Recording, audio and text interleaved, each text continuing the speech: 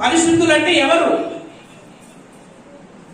పరిశుద్ధులంటే ఎవరంటే ఈ కొరింథీ పత్రికలోనే 1వ అధ్యాయం 2వ వచనంలో పౌలు గారు రాస్తూ ఉన్నాడు సంఘానికి. ప్రారంభంలో కొరింథీలో ఉన్న దేవుని సంఘమునకు, దేవుని సంఘం అంటే యేసుక్రీస్తునందు పరిశుద్ధ పరచబడిన వారు, పరిశుద్ధులుగా ఉండుటకు పిలువబడిన వారు.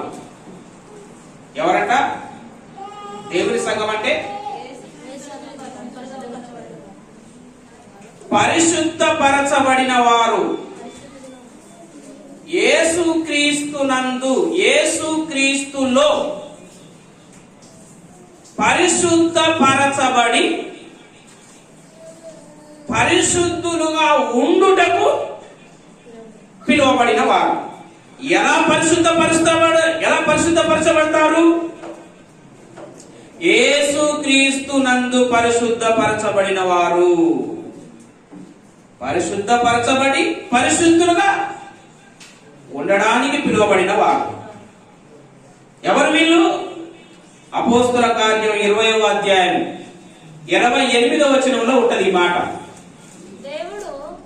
దేవుడు తన స్వరక్తమిచ్చి సంపాదించిన సంఘం.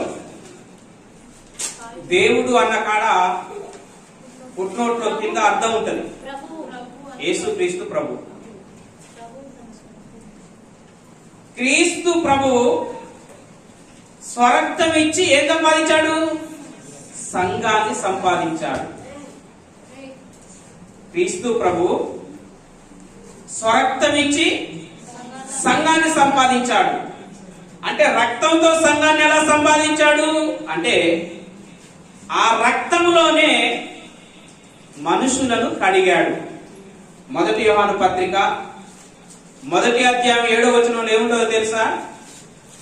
మన పాపములను మనము ఒప్పుకొనిన ఎడల ఆయన నమ్మదగిన వాడును నీతిమంతుడును గనక అప్పుడు ఆయన కుమారుడైన యేసుక్రీస్తు రక్తము ప్రతి పాపము నుండి మనల్ని ఏం చేస్తుందంట? అది ఎవరి రక్తము? యేసుక్రీస్తు రక్తము కడుగుతుందంట, పవిత్రపరుస్తుందంట, కడుగుతుంది. మనం ఎవరిమి? రకరకాల పాపాలు చేసిన పాపులం, అపరాధులం, దుర్మార్గులం. మన పాపములన్నిటినీ కూడా యేసుక్రీస్తు ప్రభువారు కడిగి పవిత్రపరిచి పరిశుద్ధపరిచాడంట. ప్రకటన గ్రంథం 1వ అధ్యాయం 6వ వచనం, మనలను ప్రేమించుచు తన రక్తము వలన మన పాపముల నుండి మనలను విడిపించు వానికి మహిమ ప్రభావము యుగయుగములు కలుగునుగాక. ఏముంది అక్కడ? తన రక్తము వలన మన పాపముల నుండి మనలను విడిపించిన వానికి అన్న దగ్గర ఫుట్నోట్ ఉంది. దాని అర్థం ఏంటి? కడిగిన వానికి. అంటే యేసుక్రీస్తు తన రక్తము వలన మనలను ఏం చేశాడు? కడిగాడు. అంటే పరిశుద్ధపరిచాడు.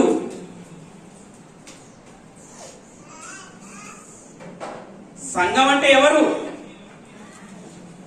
సంఘం అంటే యేసుక్రీస్తు ప్రభు తన రక్తం చేత సంఘాన్ని కట్టాడు. ఆ ప్రభు రక్తంలో మనలను ఏం చేశాడట? కడిగాడు. అంటే పరిశుద్ధ పరిచాడు. పరిశుద్ధ పరిచి ఏమన్నాడు? పరిశుద్ధులుగా ఉండవన్నాడు. కొరింథీ సంఘంలో 1వ అధ్యాయం 2వ వచనం ఏముంది? దేవుని సంఘం అనగా క్రీస్తు యేసునందు పరిశుద్ధ పరచబడిన వారు. దేవుని సంఘం అంటే ఎవరమ్మా? పరిశుద్ధ పరచబడిన వారు, కడగబడిన వారు. అంటే దేవుడు ఒక్కొక్కరిని కడిగాడు, పాపాలను కడిగి వారిని సంఘంలో పెట్టాడు. యేసు ప్రభు శిలువ రక్తములో కడగబడిన వారందరూ పరిశుద్ధపరచబడిన వారు. వీరు పరిశుద్ధపరచబడి పరిశుద్ధులుగా ఉండాలి. ఎప్పటి వరకు? ఈ భూమి మీద ఉన్నంత కాలం పరిశుద్ధులుగా ఉండాలి. పరిశుద్ధపరచబడిన వారు, పరిశుద్ధులుగా ఉండుటకు పిలువబడిన వారు ఎవరు? సంఘస్థులు. క్రీస్తు సంఘస్థులు, యేసు క్రీస్తు రక్తములో కడగబడిన సంఘస్థులు, వీళ్ళు పరిశుద్ధులు. ఇప్పుడు రండి కొరింథీ పత్రిక మొదటి పత్రిక 6వ అధ్యాయం 2వ వచనం. పరిశుద్ధులు లోకమునకు తీర్పు తీర్చుదురన్న సంగతి మీకు తెలవదా? ఎవరు మాట్లాడుతున్నారు ఈ మాట? పౌలు గారు మాట్లాడుతున్నాడు. ఎవరితో మాట్లాడుతున్నాడు? సంఘస్థులు, కొరింథీలో ఉన్న సంఘస్థులతో మాట్లాడుతున్నాడు. పరిశుద్ధులు అంటే ఎవరు? సంఘస్థులు, మీరే. యేసు ప్రభు శిలువ రక్తములో బాప్తిసములో పాపాలు కడగబడిన వారు. ఇంకా చెప్పాలంటే అపోస్తల కార్యం 22వ అధ్యాయం 16వ వచనంలో ఉంటది.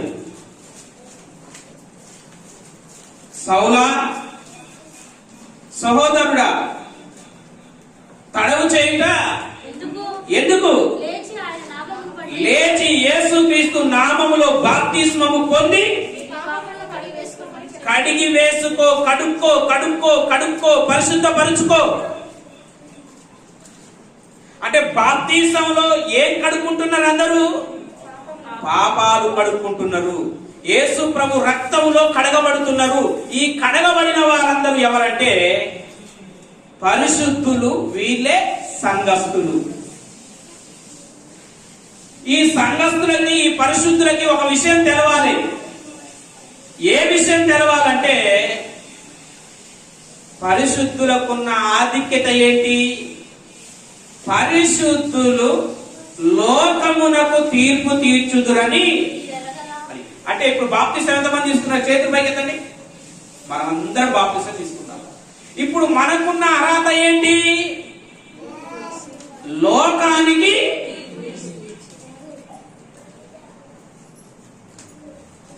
లోకానికి తీర్పు తీర్చే అర్హత, యోగ్యత, స్థితిని ప్రతి ఒక్క సంఘంలో ఉన్న పరిశుద్ధునికి ఉన్నది. పౌలు దాన్ని గుర్తు చేస్తున్నాడు. కొరింథీలో ఉన్న సంఘస్థులు ఆ విషయాన్ని మరిచిపోయి, వారికి ఉన్న ఆధిక్యత, యోగ్యత, అర్హతను మరిచిపోయి జీవిస్తూ ఉన్నారు. ఒరి నాయన, సంఘంలో మీరు పరిశుద్ధులురా. పరిశుద్ధులు ఇద్దరికి తీర్పు తీర్చాలి. ఒకటి లోకానికి, రెండు దాని కింద అంటాడు మనము దేవదూతలకు తీర్పు తీర్చుదుమని మీరెరగా. అంటే మన దేవదూతలకు తీర్పు తీర్చేది ఎవరు? చెప్పండమ్మా. దేవదూతలకు తీర్పు తీర్చేది ఎవరు? పరిశుద్ధులు. పరిశుద్ధులు అంటే ఎవరు? సంఘస్థులు. మనం ఏంటి? దేవదూతలకి మనము తీర్పు తీరుస్తామా? అంటే దేవదూతలకి తీర్పు తీర్చే అంత అర్హత, యోగ్యత మనకుందా? అంటే తీర్పు తీర్చేవాడు గొప్పవాడా? తీర్పు పొందేవాడు గొప్పవాడా? చెప్పండమ్మా. తీర్పు తీర్చేవాడు గొప్పవాడా? న్యాయం చెప్పమని వచ్చినోడు గొప్పవాడా? అంటే మనం ఎవరిమి? దేవదూతలకు తీర్పు తీరుస్తున్నాం, ఈ లోకానికి. ఆ ఫీలింగ్ ఎవరికి ఉండాలి? నీవు పరిశుద్ధుడివైతే నీకు ఆ యోగ్యత ఉండదు. నీ పరిశుద్ధత మీద నీకే డౌట్, నీ పరిశుద్ధ జీవితం మీద నీకే అసలు ముందు పరలోకం పోతామన్న డౌట్ తీసేది తర్వాత సంగతి. పరలోకం పోతామా పోమా అంటే ఎంత దిగజారిపోతున్నారో పరిశుద్ధులు చూడండి. అరే నువ్వు పరిశుద్ధుడివిరా, నీకున్న స్థితి హోదా ఇదిరా అని దేవుడు చెప్తే ఏమో ప్రభువా అసలు లేదురా నాయన అంటే, అసలు మేము పరలోకం వచ్చేదే డౌట్ ఉంది ప్రభు అంటే, నువ్వేమో దేవదూతలకు తీర్పు తీర్చు పరలోకం వచ్చాను అంటున్నావు.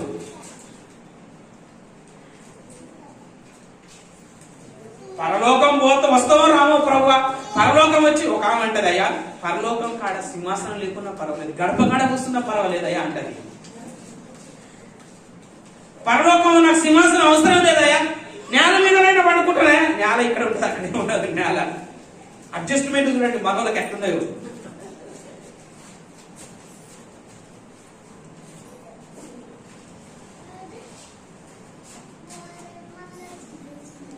ఏడ్చుకుంటా ప్రార్థన చేస్తుంది, అయ్యా పరలోకంలో నాకు మేడలొద్దు, బంగారు మేడలొద్దు, పరలోకంలో నాకు సింహాసనాలు వద్దయ్యా, నేను నీ దగ్గర సింహాసనం దగ్గర పాదాల దగ్గర కూర్చుంటాయా. పాదాల దగ్గర కూర్చుంటావా? అసలు దేవదూతలకి ఆ స్థితి లేదు, దేవుని పాదాల దగ్గరికి వెళ్ళే స్థితి. తండ్రినే దేవుని దగ్గర పాదాల దగ్గర కూర్చోవాలంటే నువ్వు నోట్లో నుంచి సుట్ట దాగి ఏది మందు దాగి నోటికి వచ్చినట్టు మాట్లాడినంత సులువ పాదాల దగ్గర కూర్చుంటున్నా కానీ రానడానికి.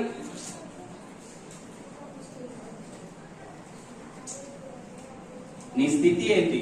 పరలోకం పోయిన వాటి నీకు సింహాసనమే, కింద కూర్చునేది లేదు అక్కడ. పరలోకం పోయినవంటే సింహాసనమే. కానీ ఈమెలో పరిశుద్ధత లేదని, ఈయనలో పరిశుద్ధత లేదని అడ్జస్ట్మెంట్ చూడు. నాకు సింహాసనం అవుతాయా అంటే మనసు చెప్పేస్తుంది ఏమని, నువ్వు పోగురా. కానీ అడ్జస్ట్మెంట్ ఆత్మకు చెప్పుకోవాలిగా, మనసుకు చెప్పుకోవాలిగా ఏమని, నా పరిశుద్ధతను బట్టి నాకు సింహాసనం రాదు, పరలోకం రాదు. ఎంట్రన్స్ గేట్ కాడ వాచ్మెన్ లాగున్నా పర్వాలేదయ్యా. అబ్బో అడ్జస్ట్మెంట్ నువ్వు బాగానే చేసుకున్నావు, కానీ అక్కడ దొరకాలి కదా.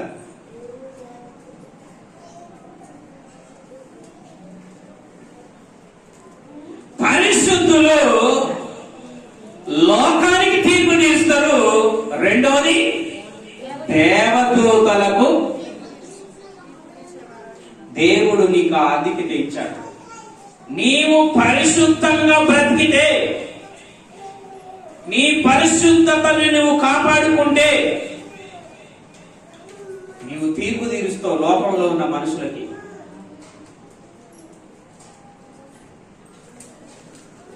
లోకంలో ఉన్న మనుషులకి తీర్పు తీరుస్తావు. ఏం తీర్పు పాస్టర్ గారు ఇది? ఏ తీర్పు? ఏ తీర్పు అయినా ఈ తీర్పు? లోకానికి తీర్పు తీరుస్తామా? ఏమో పాస్టర్ గారు, నా సమస్యకి నేను పోలీస్ స్టేషన్ చుట్టూ, కోర్టు చుట్టూ తిరుగుతున్నా, ఇక నా తీర్పుకే దిక్కు లేదు, నేను ఇక లోకానికి అటు తీర్పు తీరుస్తా పాస్టర్ గారు అనుకుంటున్నా. నాకే దిక్కు లేదు పాస్టర్ గారు, నేను లోకానికి తీర్పు తీర్చడం ఏంటి అనుకుంటున్నా.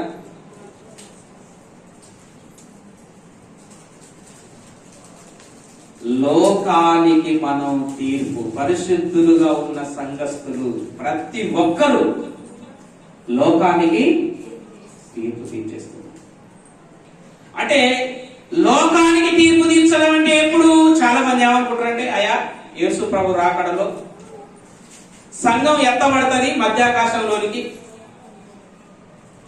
అక్కడ పరిశుద్ధులు ఈ పాపులకు తీర్పు తీరుస్తారు అనుకుంటారు. అది కాదు, అది తప్పు, అది అబద్ధం. ఇక్కడే ఏమన్నాడు, చనిపోయినాక మధ్యాకాశంలో మృతులకు అన్నాడా, ప్రేతలకు అన్నాడా, లోకానికి అన్నాడా కదా? మీరు లోకమునకు తీర్పు తీరుస్తారు అంటే అర్థం ఏంటంటే లోకము ఉన్నప్పుడే తీర్పు. యేసు ప్రభు వచ్చినప్పుడు లోకం ఉండదు. ఆకాశము భూమి పంచభూతాలు మిక్కటమైన వేంద్రముతో లయమైపోతాయి. యేసు ప్రభు వచ్చినాక ఆకాశం భూమి లోకం లోకస్తులు ఉంటారా? ఉండరు. అంటే లోకం ఎప్పుడు ఉంటదంటే యేసు ప్రభు రాకముందే. ఇప్పుడు మనం ఎక్కడ ఉన్నాం? లోకంలో ఉన్నాం. అంటే ఇప్పుడు లోకంలో ఉన్నాం, లోకంలోనే సంఘం ఉంది, పరిశుద్ధులుగా మనం ఉన్నాం. అంటే మనం ఎప్పుడు తీరుస్తాము అంటే మనం తీర్పు తీర్చే టయానికి లోకం ఉంటది అని అర్థం.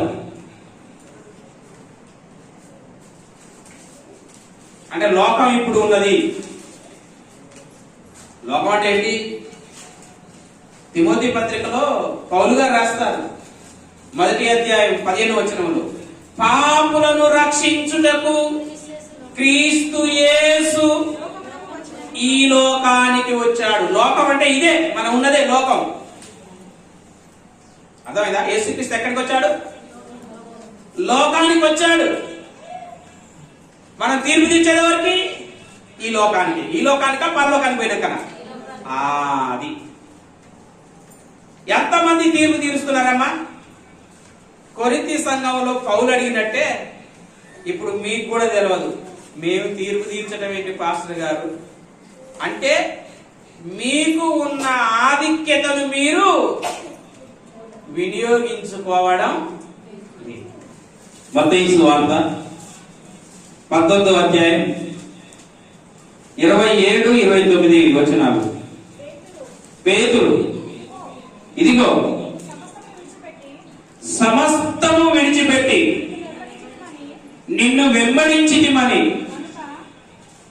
గనుక మాకేమి దొరుకునని యేసు ప్రభుని అడిగారట. ఏమన్నారు? పేతురు యేసు ప్రభుని అడుగుతున్నాడు, ప్రభువా, మేము అన్నదమ్ములను, అక్క చెల్లెలను, భార్యలను, పిల్లలను, భూములను అందరిని విడిచిపెట్టి నిన్ను వెంబడిస్తున్నాం ప్రభువా, మాకేం దొరుకుతుంది ప్రభువా అని పేతురు యేసు ప్రభుని అడుగుతున్నాడు. అప్పుడు యేసు ప్రభు వారు ఏం చెప్పారంటే యేసు వారితో ఇట్లానే, ప్రపంచ పునర్జననమందు మనుష్య కుమారుడు తన మహిమగల సింహాసనము మీద ఆసీనుడై ఉండునప్పుడు నన్ను వెంబడించిన మీరు 12 సింహాసనముల మీద ఆసీనులై ఇశ్రాయేలు 12 గోత్రముల వారికి. యేసు ప్రభు ఏమంటున్నాడు? యేసు ప్రభు ఏమంటున్నాడంటే మనుష్య కుమారుడు మహిమగల సింహాసనము మీద ఆసీనుడైనప్పుడు, యేసు ప్రభు వారు మహిమగల సింహాసనం మీద ఎప్పుడు ఆసీనుడైనడు? ఎప్పుడు ఆసీనుడైనమ్మా? యేసు ప్రభు చనిపోక ముందు చాలా సార్లు ప్రార్థన చేశాడు తండ్రి అయిన దేవునికి. అపోస్తల అది యోహాను సువార్త 17వ అధ్యాయంలో ఉంటది. తండ్రి, లోకము పుట్టక ముందు నీ దగ్గర నాకు ఏ మహిమ ఉండేనో ఆ మహిమతో నన్ను ఇప్పుడు మహిమపరచు. లోకం పుట్టక మునుపు అంటే యేసుక్రీస్తు ఈ లోకంలోనికి రాక మునుపు తండ్రి దగ్గర మహిమలో ఉన్నాడు. ఆ మహిమను విడిచిపెట్టి రిక్తునిగా చేసుకొని ఈ లోకంలోనికి వచ్చాడు. తండ్రిని అడుగుతున్నాడు, ఈ లోకంలోనికి రాకమునుపు ఏ మహిమ నాకు ఉండెనో అట్టి మహిమతో నన్ను మహిమపరచు. యేసుక్రీస్తు ప్రభువారు సిలువలో మరణించిన తర్వాతికి ఎక్కడికి వెళ్ళాడు? ఆ సిలువలో మరణించి సమాధి చేయబడి తిరిగి లేచి పరలోకములోనికి వెళ్లి తండ్రి కుడి పార్శ్వమున ఆసీనుడాయను అని ఉంటది. అంటే మహిమలో ప్రవేశించాడు. తండ్రి కుడి పార్శ్వమున ఆసీనుడాయను. ఆసీనుడాయను అంటే కూర్చోవటం. యేసుప్రభు ఏం చెప్తున్నాడు శిష్యులకు? మనుష్య కుమారుడు మహిమగల సింహాసనం అంటే పరలోకములో ఆసీనుడై ఉన్నప్పుడు మీరు 12 మంది మీరు సింహాసనం వేసుకొని 12 గోత్రాల వారికి యేసుప్రభు చనిపోయిండు, పరలోకానికి పోయిండు, తండ్రి కుడి పార్శ్వమున మహిమలో ఆసీనుడయ్యిండు. మరి ఈ 12 మంది అపోస్తలుడు ఎప్పుడు 12 గోత్రాల వారికి తీర్పు తీరుస్తున్నారు? ఎప్పుడంటే యేసుప్రభు పరలోకానికి వెళ్ళి తండ్రి కుడి పార్శ్వమున ఆసీనుడైన తర్వాతకి పరిశుద్ధాత్ముడు పెంతెకోస్తు పండుగ దినాన 12 మంది అపోస్తలుల మీదికి దిగాడు. ఆ 12 మంది అపోస్తలుల మీదికి దిగినప్పుడు ఆ 12 మంది అపోస్తలులు అక్కడికి చేరి వచ్చిన ఇశ్రాయేలులకు, యూదులకు, 12 గోత్రాల వారికి సువార్త ప్రకటన చేస్తున్నారు. ఏమని చూడండి, అపోస్తల కార్యం 2వ అధ్యాయం. అపోస్తల కార్యం 2వ అధ్యాయం 36వ వచనం. మీరు సిలువ చేసిన యేసునే దేవుడు ప్రభుగాను క్రీస్తుగాను నియమించెను. ఇది ఇశ్రాయేలు వంశమంతయు. ఇశ్రాయేలు వంశం అంటే ఎవరు? 12 గోత్రాల వారు. అంటే పెంతెకోస్తు పండుగ దినమున పేతురుతో పాటు 11 మంది అపోస్తలులు 12 గోత్రాల వారికి సువార్త ప్రకటన చేస్తున్నారు. అంటే అక్కడ తీర్పు జరుగుతుంది.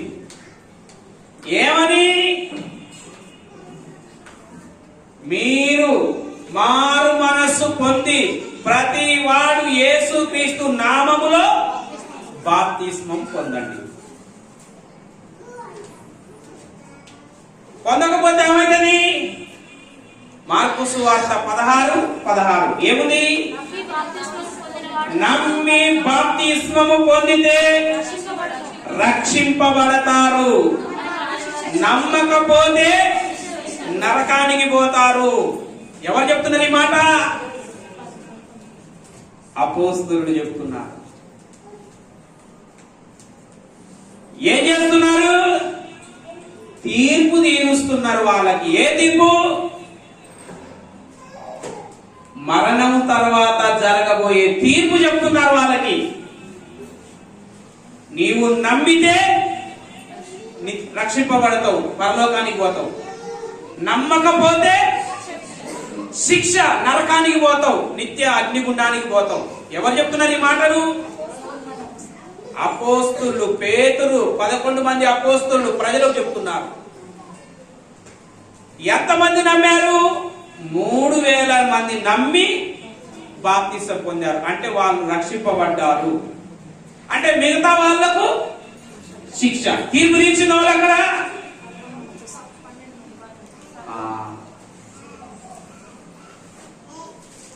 అంటే లోకంలో ఉన్న వాళ్ళు పరలోకం పోవాలా, నరకానికి పోవాలా? తీర్పు తీర్చేదెవరు?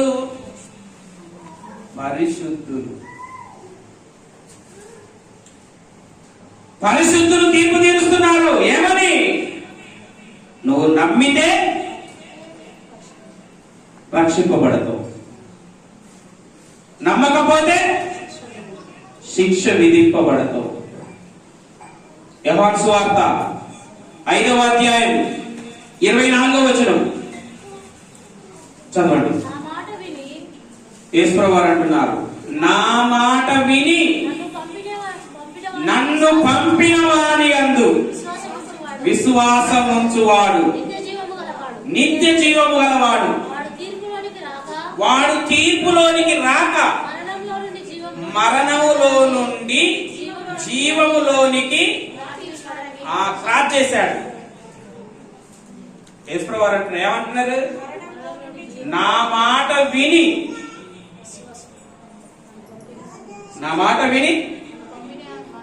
నన్ను పంపిన వాని యందు విశ్వాసం ఉంచితే వాడు మరణములో నుండి జీవములోనికి దాటాడు. అంటే క్రీస్తు మాటలు విని, అంటే క్రీస్తు మాటలు వినాలంటే ఎవరు చెప్పాలమ్మా? క్రీస్తు మాటలు ఎవరు చెప్పాలి? సువార్తను ప్రకటించు వారి పాదములు ఎంతో సుందరమైనవి, పరిశుద్ధులు వీళ్ళు. వీళ్ళు సువార్తను పట్టుకొని వీధి వీధి, గడప గడప, పల్లె పల్లె, పట్టణానికి పట్టణానికి, ప్రతి ప్రాంతానికి వెళ్ళి సాన్పు చల్లుతున్నా, చెప్పులతో కొడుతున్నా, చేతులతో కొడుతున్నా, పొరకలతో కొడుతున్నా, మర్డర్ చేసి చంపుతున్నా, అమ్మా యేసు ప్రభుని నమ్ముకో, అయా యేసు ప్రభుని నమ్ముకో. వాళ్ళు ఏం చేస్తున్నారు? నమ్మిన వాళ్ళకి జీవంలోకి ప్రవేశిస్తున్నారు. నువ్వెవడరా ఎక్కడ మతమో తీసుకొచ్చి ఇక్కడ ప్రకటన చేస్తున్నావు అని చంపే వాళ్ళు ఉన్నారా? వాళ్ళు నమ్మట్లేరు. నమ్మని వాళ్లకు అంటే ఈ తీర్పు ఎవరు చేస్తున్నారు? ఇక ప్రత్యేకంగా యేసు ప్రభు వచ్చి తీర్చేదేమి, యేసు ప్రభు మాట ప్రకటించటం ద్వారా యేసుక్రీస్తు ప్రభు వారు పరిశుద్ధుల నోటి గుండా లోకానికి తీర్పు జరుగుతుంది. ఇక ప్రత్యేకంగా చాలా మంది ఏమనుకుంటారు అంటే తెలుసా, యేసు ప్రభు ఎప్పుడు వస్తాడు, పాపులందరూ ఒక సైడ్ ఉండి, నీతిమంతులందరూ ఒక సైడ్ ఉండి, ఒక పుస్తకాన్ని తెరిచి జాన్ మార్కు ఇక్కడ రా, రాయలమ్మ ఇక్కడ రా, కోటేశు ఇక్కడ రా అని పేరు పెట్టి తీర్పేవి ఆల్రెడీ తీర్పు జరిగిపోతుంది. ఇక్కడ నువ్వు నమ్మితే జీవంలో నుంచి, మరణంలో నుంచి జీవంలోకి ప్రవేశిస్తున్నావు. నువ్వు నమ్మకపోతే నరకంలోనే, మరణంలోనే నిలిచిపోతున్నావు. నువ్వు చనిపోగానే నరకానికి వెళ్ళిపోతావు. నువ్వు నమ్మి మరణిస్తే ప్రభునందు నిద్రించిన వారికి ఏ శిక్ష విని వాళ్ళు డైరెక్ట్ పరదేశకి వెళ్ళిపోతారు, నీతిమంతులు ఉన్న స్థలానికి వెళ్ళిపోతారు. అంటే ఇక్కడ లోకంలో ఉన్నటువంటి ప్రజలకి వాళ్ళు పరలోకం పోవాలో నరకానికి పోవాలో తీర్పు ఎవరు తెలుస్తున్నారు?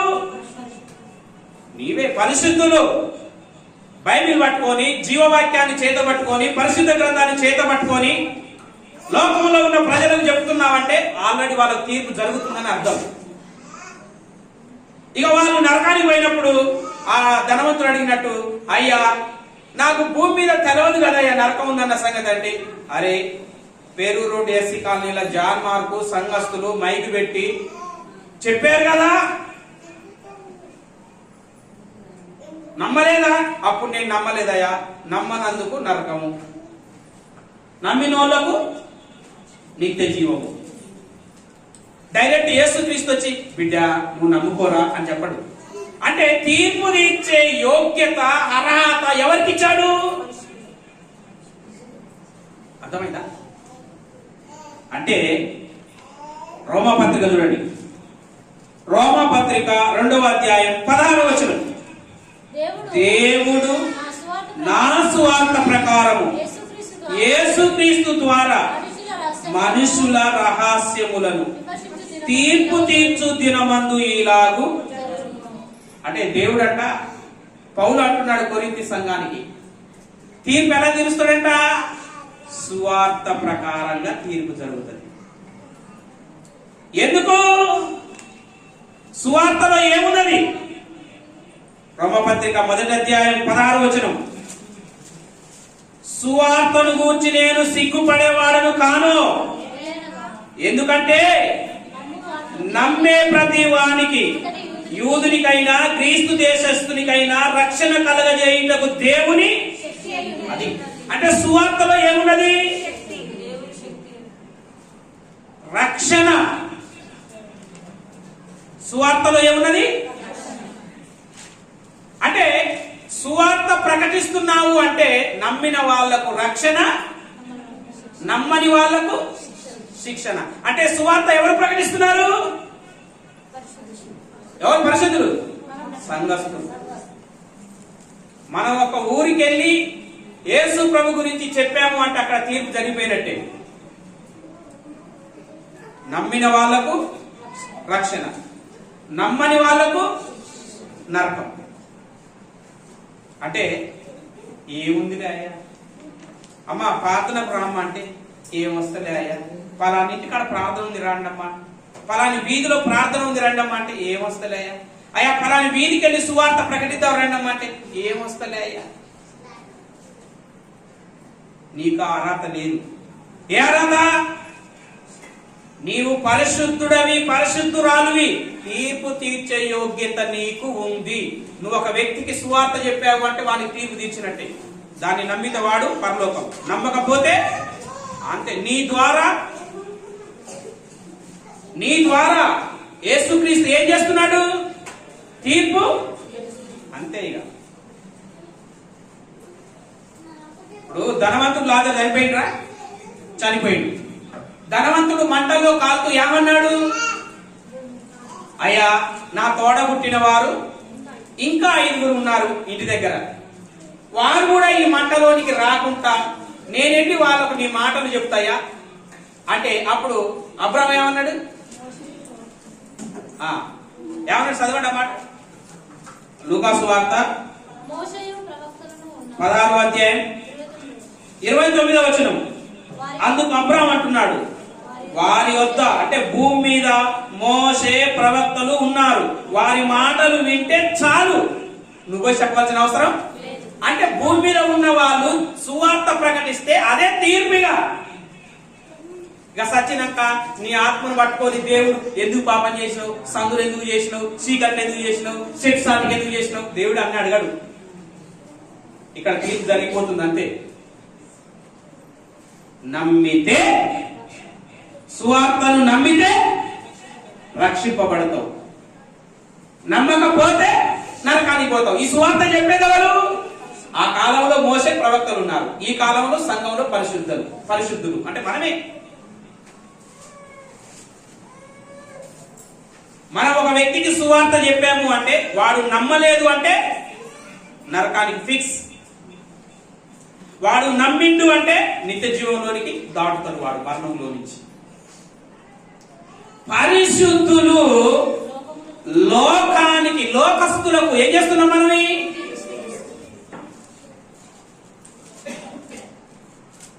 అంటే మనం క్రీస్తు రక్తంలో కడగబడి పరిశుద్ధపరచబడి పరిశుద్ధులుగా ఉంటే తీర్పు తీర్చగలుగుతాం.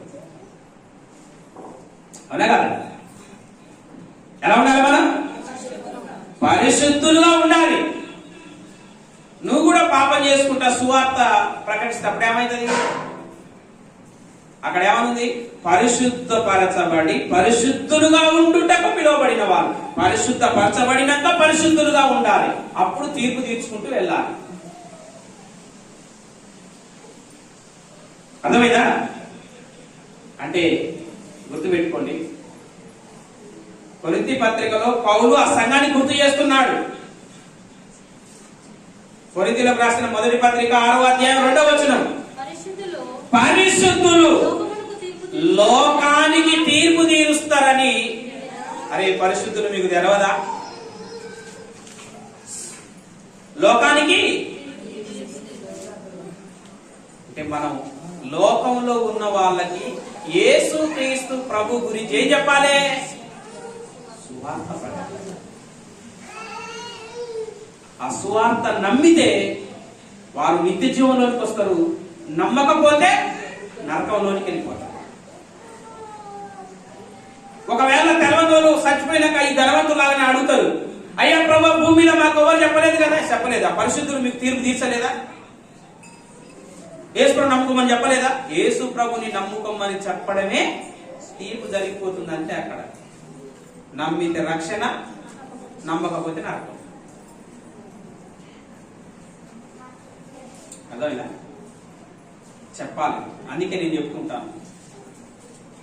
యేసుప్రభు ఒక మాట అన్నాడు శిష్యులతో, మీరు ఏ గ్రామంలోనికైనా వెళితే ఆ గ్రామంలో ఎవరు మిమ్మల్ని చేర్చుకోకపోతే ఆ ఊరు నుంచి బయటకు వచ్చేటప్పుడు మీ పాదధూళి ఆ ఊరి మీద దులిపి రండి. ఆ ఊరికి తీర్పు తీర్చేటప్పుడు మీ పాదధూళి సాక్ష్యం. ఎందుకు? పరిశుద్ధుడు మీ గ్రామంలోనికి వచ్చిండు నా మాటలు చెప్పడానికి, కానీ మీరు రిసీవ్ చూసావా? తీర్పు ఎట్లా జరిగిపోతుంది? తీర్పు జరిగిపోతుంది. ఇక ప్రత్యేకంగా మనోళ్ళు తీర్పు అంటే ఒక పెద్ద సింహాసనం ఉంటుంది, అది వీడియోగ్రాఫిక్. ఆ సింహాసనంలో యేసుప్రభు కూర్చుంటాడు, యేసుప్రభు దగ్గర ఒక పుస్తకం ఉంటది, అందరు జనాలు వచ్చి నిలబడుతుంటారు. ఆయన పుస్తకంలో చూస్తాడు మొత్తం ఈ భూమి మీద ఏం చేసిండు, అర్థమైందా? నేను పిలిచేవాడు అడగాడు, ఆల్రెడీ ఇక్కడ తీర్పు జరిగిపోతుంది. ఆదివారం ఆదివారం వాక్యం వింటున్నావంటే వాక్యం నీకు తీర్పు తీరుస్తూనే ఉంటుంది. నువ్వు జీవంలో ఉన్నవా, మళ్ళీ మరణంలోకి వచ్చినవా, మరణంలో ఉన్నవా, జీవంలోకి వచ్చినవా. నువ్వు ఒకసారి నమ్మి బాప్తిసం తీసుకున్నావు అనుకో, పరిశుద్ధతలోకి వచ్చినావు అనుకో, నీ జీవంలోకి వచ్చినట్టే. మళ్ళీ 2 వారాల తర్వాత పాపం చేస్తే మళ్ళీ నరకంలోకి వచ్చినట్టే. మళ్ళీ ఒకవేళ దేవుడు క్షమిస్తే మళ్ళీ జీవంలోకి వచ్చినట్టే. ఈ జీవితం ఎట్లా పోతుందో తెలుసా? ఇది అవతల జీవం, యువతల మరణం. ఇది క్రైస్తవ జీవితం. నువ్వు బాప్తిసం తీసుకున్నావు, జీవంలోకి పోయినావు. 10 రోజులు మంచిగా ఉన్నావు, పాపం చేసినావు, నరకంలోకి వస్తావు. మళ్ళా ఇక్కడ ఒక 4 రోజులు ఉన్నావు. ఒకవేళ పశ్చాత్తాపడి దేవుడు క్షమిస్తే మళ్ళీ జీవంలోకి పోతావు. మళ్ళీ జీవంలో మళ్ళీ 1 సంవత్సరం ఉంటావు. మళ్ళీ ఏదో ఒక పాపం చేస్తావు, మళ్ళీ మరణంలోకి వస్తావు. అంటే ఈ క్రైస్తవ జీవితం ఎట్లా పోతుందో చూడండి. అలా జీవంలోనికి పోతుంది, మరణంలోనికి వస్తుంది. జీవంలోనికి పోతుంది, మరణంలోనికి. మళ్ళీ పశ్చాత్తాపడితే మళ్ళీ దేవుడు క్షమిస్తే జీవంలోనికి పోతావు. మళ్ళా పాపం చేసేవారికే మళ్ళా. అయితే ఇక్కడ మీకు ఒకటి ట్విస్ట్ చెప్తాయినండి. ఇప్పుడు బాప్తిసం తీసుకున్నావు. బాప్తిసం తీసుకున్నాక నువ్వు జీవంలో ప్రవేశించావు. కొన్ని రోజులు ఉండవు నమ్మకంగా. అక్కడ వ్యభిచారమో, దొంగతనమో, పాపమో చేసినావు. ఎక్కడికి వస్తావు? మళ్ళా జీవంలో నుంచి మళ్ళీ మరణంలోకి దాటుతావు.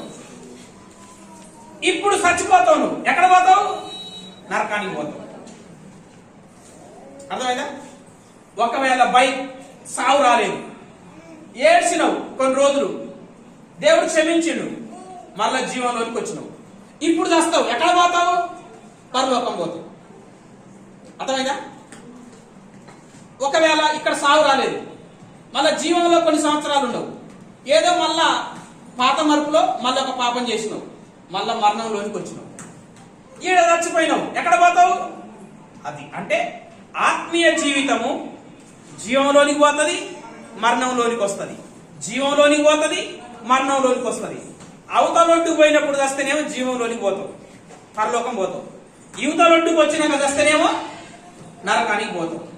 అందుకోసమే నేనేం చెప్తానంటే, చాలా మందికి ఉన్న కాన్ఫిడెన్స్ ఏంటంటే, యేసుప్రభు రక్తం తీసుకుంటున్నాం కదా, యేసుప్రభు శరీరం తీసుకుంటున్నాం కదా, పాపాలన్నీ కడిగివేయబడతాయి. ఆదివారం, సోమవారం నుంచి శనివారం వరకు వ్యభిచారం చేసినా, దొంగతనం చేసినా, పాపం చేసినా యేసుప్రభు రక్తంలో ఆదివారం నాడు కడుక్కోవచ్చు. కాన్సెప్ట్ మంచిది, నేను కాదనట్లేదు. దేవుడు ఒకవేళ నీకు ఆ కాన్సెప్ట్ ఉంటే అది మంచిదే. దేవుడు కడిగేస్తాడు అంటే, దేవుడు కడిగేస్తాడంటే ఆయన కడిగేయచ్చు, కడిగేయకపోవచ్చు, నాకు తెలియదు. కానీ కడిగేసే ఛాన్స్ ఉంది. కానీ ఆదివారం నాడు రొట్టె ప్రభు శరీరం తీసుకొని నువ్వు చేసిన దొంగతనము, వ్యభిచారము, నరహత్యో ఒప్పుకొని క్షమించమని అడుగుతావు. దేవుడు క్షమించండి అనుకో. మళ్ళా మంగళవారం నాడు తప్పు చేస్తావు, ఆదివారంలోపు చచ్చిపోతావు. ఎక్కడ పోతావు? ఎక్కడ పోతావు? అందుకే నేను ఎప్పుడు ఏం చెప్తానంటే, ఎప్పుడు కూడా సిద్ధపడి ఉండండి. ఇంకా నేను 10 సంవత్సరాలు బతుకుతా, ఇంకా 20 సంవత్సరాలు బతుకుతా అన్న ధీమా ఉంటే పాపం చేస్తాను. ధీమా ఉంటే పాపం చేస్తాను. కాబట్టి ఇంకా నాకు వయసు ఉంది కదా, ఇప్పటింతా నాకు సావు రాదు, ఈ సంవత్సరం వరకు కొంచెం 2-3 పాపాలు చేసి ఆ తర్వాతకి నేను మారు మనసు పొందుతా అన్న ఫీలింగ్ ఉంటే ఈ సంవత్సరంలోనే సాగవచ్చు. ఎక్కడ పోతావు అప్పుడు? ఎందుకు ఆ బాధ? కాబట్టి బాప్తిసం తీసుకున్నావు కాబట్టి ఎలా ఉండాలంటే దేవునిలోనే, జీవంలోనే ఉండాలి. ఏదో చిన్న పాపం కోసం దొంగతనం మాట ఎంత చేస్తావు? 1 లక్ష రూపాయలు చేస్తావు, పోనీ 1 కోటి రూపాయలు చేస్తావు. ఎన్ని రోజులు బతాయి? ఎన్ని రోజులు ఉంటాయి? మందు వేస్తావు. ఎంత మందు బాటిల్కి ఎంత? మా అంటే 2000, 10,000 రూపాయల బాటిల్ అనుకో. ఎంత ఎన్ని రోజులు తాగుతావు? 1 రోజు తాగుతావు, 2 రోజులు తాగుతావు. ఆ 2 రోజుల బాటిల్ కోసం నరకానికి పోతావా చెప్పు? బాటిల్ ఎన్ని రోజులు తాగుతావా? ఒక 2 రోజులు తాగుతావేమో. 2 రోజుల బాటిల్ కోసం ఆ బాటిల్ ఒక 10 పెగ్గులు అవుతుందేమో. 10 పెగ్గుల కోసం ఎన్ని యుగాలు కాలుతావు? అర్థమైందా? వ్యభిచారం చేస్తావు. ఎంతకాలం చేస్తావు? ఎంతసేపు చేస్తావు? ఎంతకాలం చేస్తావు? ఎంతసేపు చేస్తావు? నిమిషాల సుఖం. అందుకనే పౌల మోషే అన్నాడు సుఖ భోగం అని అన్నాడు. సుఖ భోగం. అల్పకాలం. అల్పకాలం అంటే ఇంగ్లీష్ లో షార్ట్ పీరియడ్ అంటాడు. Short time. షార్ట్ టైం అంటే మినిట్స్ సెకండ్స్ పాపం అని. ఆడ 6 నిమిషాలు 10 నిమిషాల పాపం కోసం ఎన్ని యుగాలు కాలాలే. గుర్తుపెట్టుకోవాలి. పాపం చేయటం 5 నిమిషాలు 10 నిమిషాలు. ఆ పాపం చేశానన్న తప్పు కోసం సచ్చిందానికి ఏడవాలి తెలుసా? ఎన్ని నిమిషాలు చేయాలి పాపం? ఎన్ని నిమిషాలు చేయాలమ్మా? 5-10 నిమిషాల పాపం. పాపం చేసేది 10 నిమిషాలు. పాపం చేశామన్న గిల్టీ ఫీలింగ్ తో సచ్చినానికి ఏడవాలి తెలుసా? నీకు డౌట్ఫుల్ ఏడవాలి. ఎందుకు? పరలోకం ఉంటుందో ఉండదో అర్థమైందా? ఆ పాపం పాడైపోయి ఎప్పుడో వయసులో ఉన్నప్పుడు చేసిన అది ఇంకా నన్ను ఎంటాడుతుంది, వేసుకు అడుగుతాడేమో. మనసు అడుగుతుందా అడగదా? ఎందుకు? యేసుప్రభుని నమ్ముకున్నావా? ఈ పరిశుద్ధతను నిలబెట్టు. ఈ పరిశుద్ధతను నిలబెట్టు. నీకు యోగ్యత ఉంటుంది. ఏమి యోగ్యత? నీవు పరిశుద్ధంగా ఉంటే అప్పుడు నువ్వు తీర్పు తీరుస్తావు. ఏమని? తాగొద్దు, నరహత్య చేయొద్దు, వ్యభిచారం చేయొద్దు, మోసం చేయొద్దు. యేసుప్రభుని నమ్ముకుంటే పరలోకం ఉంటుందా? నువ్వు పరిశుద్ధంగా తీర్పు తీరుస్తావు.